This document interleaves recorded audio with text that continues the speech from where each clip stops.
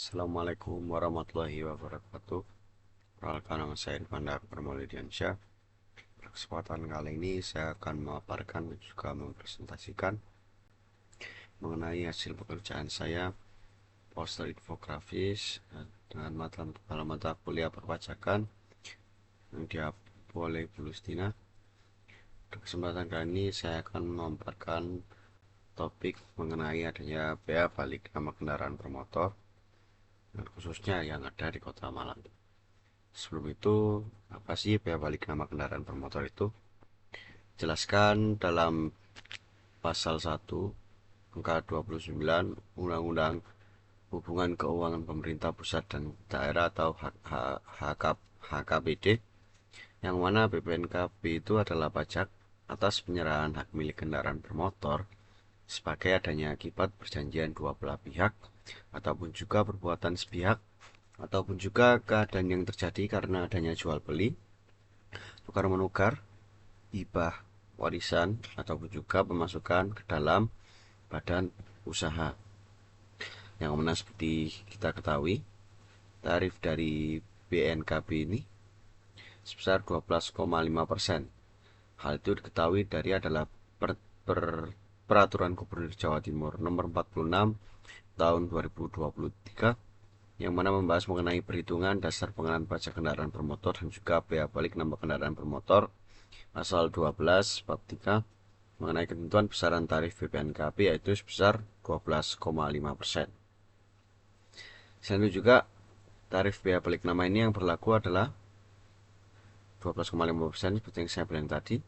Tarif tersebut merupakan lebih rendah dari keutuhan dari UU DPRD, yakni yang paling tinggi adalah 20%, yang mana UU HKPD juga mengatur tarif khusus untuk daerah-daerah provinsi yang tidak terbagi dalam daerah perkotaan ataupun juga kabupaten, yakni yang paling tinggi adalah 20%. Juga perlu diketahui kalau tarif ini ditentukan oleh pemerintah daerah, sehingga tiap daerah itu juga menerapkan tarif yang berbeda-beda. Yang mana seperti kita ketahui tadi dalam Peraturan Gubernur Jawa Timur nomor 46 tahun 2003, jelaskan kalau tarif BPNKB itu paling tinggi yaitu 12,5%. Contohnya adalah dasar mengenai BPNKB tersebut adalah NJKB, nilai jual kendaraan bermotor. Jumlah bea balik yang harus dibayar dihitung dari tarif yang dikalikan dengan nilai NJKB. Selain itu juga NJKB juga merupakan untuk kendaraan baru diterapkan melalui Peraturan Menteri Dalam Negeri. Kemudian NJKB ini merupakan bentuk dari adanya harga pasaran umum atas suatu kendaraan bermotor yang mengalami perubahan teknis ataupun juga dalam penggunaannya. Jadi kalau misal eh, kita bandingkan NJKB motor keluaran tahun 2022 tahun kemarin dengan NJKB motor tahun 2015, itu mungkin berbeda karena juga dalam penggunaannya kendaraan bermotor terdapat penggunaan dan juga mengalami perubahan seperti itu. Selanjutnya saya akan menjelaskan mengenai adanya pendapatan bagi hasil dari BPNKB. Seperti diketahui, bersumber dari Bapenda, khususnya adalah Bapenda Kota Malang, UPT Dinas Pendapatan Kota Malang. Saya menemukan hasil pendapatan bagi hasil BPNKB Provinsi Kota Malang dan juga Kota Malang.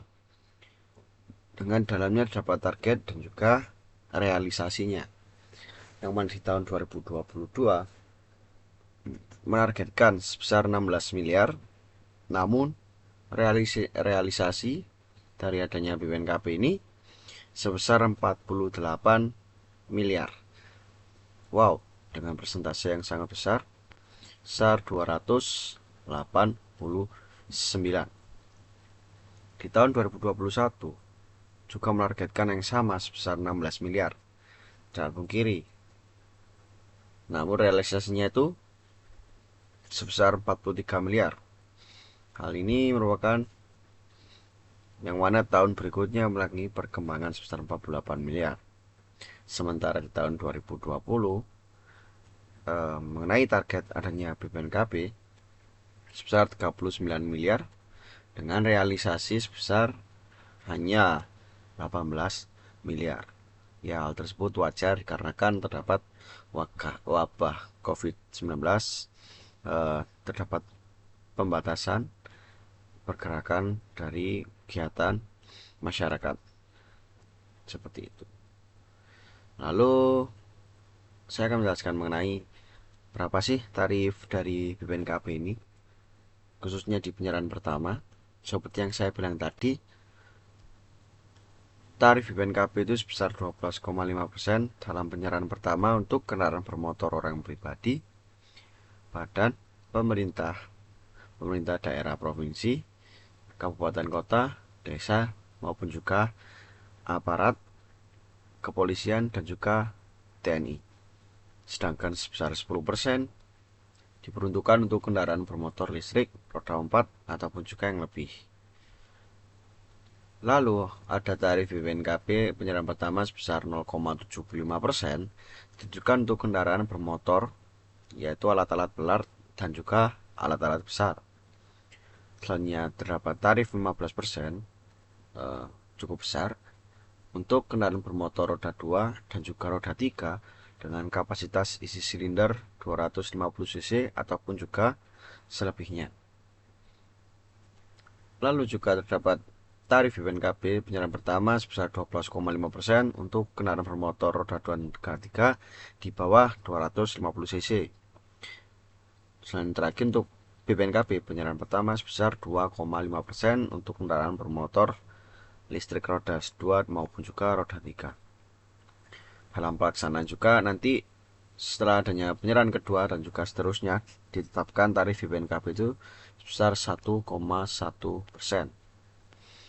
Selain itu juga terdapat faktor pendorong dan juga penghambat dari adanya kebijakan pemutihan bea balik nama kendaraan bermotor di Kota Malang.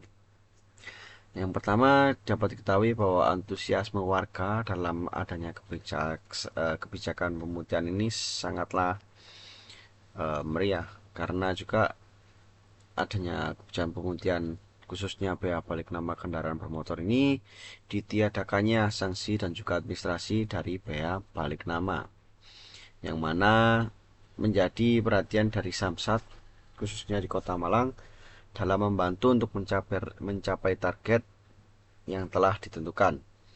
Selama adanya kebijakan ini, terdapat juga berbagai permasalahan yang menghambat adanya kebijakan pemutihan bea balik nama kendaraan bermotor di Kota Malang.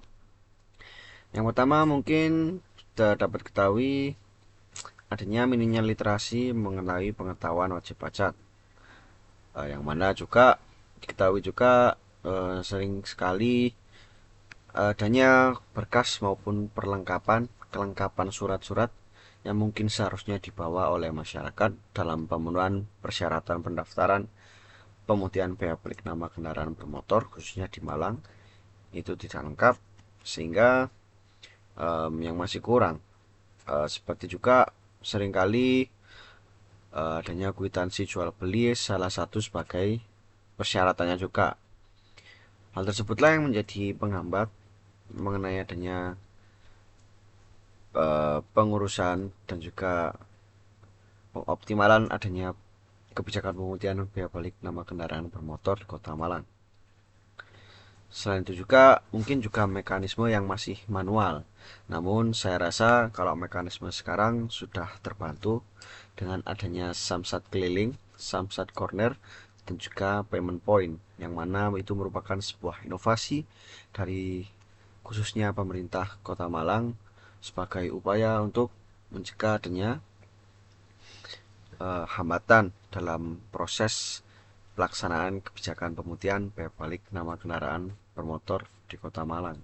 Namun seringkali juga adanya mekanisme yang masih terbilang manual, itu seperti adanya antrian yang mungkin masih panjang ataupun juga seringkali diwakilkan oleh yang bukan sebagaimana semestinya. Seharusnya hal tersebut tidak disarankan. Lantas ke masyarakat sendiri juga harus sadar akan adanya kewajiban pajak yang menyebabkan adanya berbagai timbul masalah. Maka dari itu, adanya kebijakan pemutihan bea balik nama kendaraan bermotor di Kota Malang ini merupakan hal yang sangat ditunggu oleh masyarakat. Tentunya masyarakat yang ingin um, menyerahkan hak milik kendaraannya sebagai akibat adanya perjanjian dua belah pihak ataupun juga adanya jual beli, tukar menukar, dan lain sebagainya. Baik, itu saja yang mungkin bisa saya sampaikan. Kurang lebihnya mohon maaf. Billahi taufiq wal hidayah. Wassalamualaikum warahmatullahi wabarakatuh.